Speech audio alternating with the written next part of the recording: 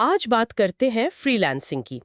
ہمارے پاس نا ایک انٹرویو کے کچھ حصے ہیں جس میں ایک بہت تجربہ کار فری لانسر نے وہ ساری غلطیاں گنوائی ہیں جو اکثر نئے آنے والے کرتے ہیں۔ جی تو آج کا مقصد صرف ان غلطیوں کو گننا نہیں بلکہ اس ذہنیت کو سمجھنا ہے جو ان کے پیچھے ہوتی ہے، تاکہ جو لوگ شروع کر رہے ہیں ان کا راستہ تھوڑا آسان ہو سکے۔ اور یہ ذہنیت ہی اصل میں سب سے اہم نقطہ ہے۔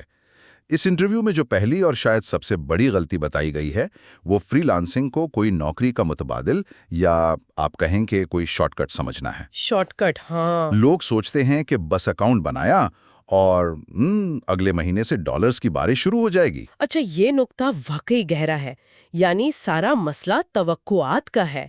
اس انٹرویو سے مجھے یہ تاثر ملا کہ جیسے کوئی 2 مہینے کی مایوسی کی چٹان ہوتی ہے جہاں زیادہ تر نئے فری لانسرز آ کر ہمت ہار جاتے ہیں، بالکل یہی۔ کیونکہ وہ ایک پورا کاروبار بنانے کے عمل کو نوکری کے لیے اپلائی کرنے جیسا سمجھ رہے ہوتے ہیں۔ بالکل، وہ بھول جاتے ہیں کہ یہ ایک میراتھن ہے، کوئی 100 میٹر کی دوڑ نہیں۔ اور جب یہ بنیادی سوچ ہی غلط ہو تو اس پر بننے والی ہر عمارت وہ کمزور ہی ہوتی ہے۔ صحیح۔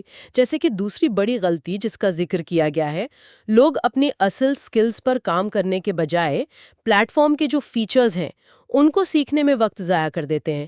یہ تو ایک طرح سے وہ مرغی اور انڈے والا مسئلہ نہیں ہے کہ آپ کو اچھے کلائنٹس کے لیے اچھی سکلز چاہیے، لیکن اچھی سکلز بنانے کے لیے اکثر کلائنٹس کے ساتھ کام کرنا پڑتا ہے۔ جی جی۔ تو اس چکر کو کیسے توڑا جائے؟ اس پر انٹرویو میں کوئی بات کی گئی ہے؟ ہاں، اس کا حل یہ بتایا گیا ہے کہ دیکھیں، پلیٹ فارم جو ہے وہ صرف ایک بازار ہے۔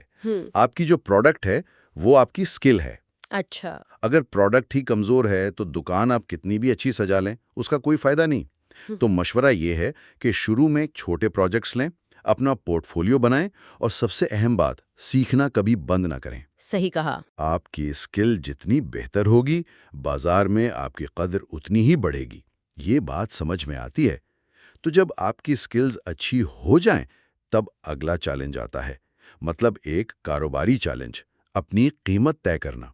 مجھے انٹرویو کی یہ بات بہت دلچسپ لگی کہ کم قیمت رکھنا دراصل آپ کے اعتماد کی کمی کو دکھاتا ہے۔ جی بالکل، جو پھر برے کلائنٹس کو ایک مقناطیس کی طرح اپنی طرف کھینچتا ہے۔ یہ ایک بہت بڑا جال ہے۔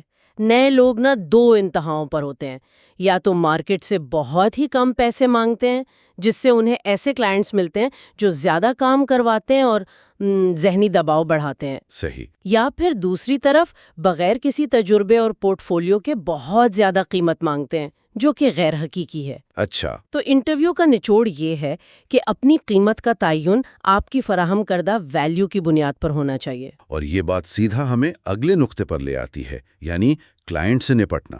اگر آپ نے اپنی قیمت کم رکھی ہے تو آپ شاید ہر اس کلائنٹ کو ہاں کہنے پر مجبور ہوں گے جو دروازہ کھٹکھٹائے، چاہے وہ بالکل۔ اور یہی تو وہ غلطی ہے جو اکثر لوگوں کو تھکا کر اس فیلڈ سے ہی باہر کر دیتی ہے۔ صحیح۔ انٹرویو میں صاف کہا گیا ہے کہ ان کلائنٹس کو شائستگی سے نہ کہنا سیکھیں جن کا رویہ شروع سے ٹھیک نہ ہو، جن کا بجٹ واضح نہ ہو، یا جو ہر دوسرے دن اپنی ضرورتیں بدل رہے ہوں۔ مطلب ہر کام آپ کے لیے نہیں ہوتا۔ ہر کام آپ کے لیے نہیں ہوتا، بالکل۔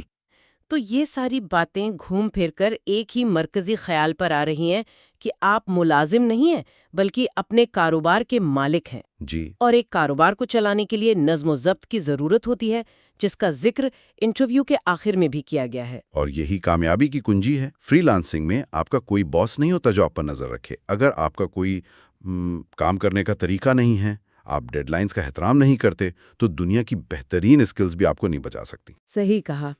آپ کا کلائنٹ آپ کا باس نہیں، وہ آپ کا پارٹنر ہے، اور اس رشتے کی بنیاد اعتماد پر ہوتی ہے۔ انٹرویو کا جو سنہری اصول تھا وہ یہی تھا، ویلیو پر توجہ دیں، پیسہ خود بخود آئے گا۔ تو آج کی ساری گفتگو کا خلاصہ یہ ہے کہ فری لانسنگ صرف ایک سکل بیچنے کا نام نہیں بلکہ یہ ایک کاروباری ذہنیت اپنانے کا سفر ہے۔ ایک پورا سفر ہے۔ یہ صبر، نظم و ضبط اور مسلسل سیکھنے کا تقاضا کرتا ہے۔ اس سے ایک اہم سوال یہ بھی پیدا ہوتا ہے کہ دیکھیں، ناکامی تو اس عمل کا حصہ ہے، لیکن صرف ناکامی سے سیکھنے کے بجائے کیا کوئی ایسا نظام بنایا جا سکتا ہے جس سے شروع ہی میں ان غلطیوں کا اندازہ لگا کر ان سے بچا جا سکے؟ یہ ایک بہت اچھا سوال ہے سوچنے کے۔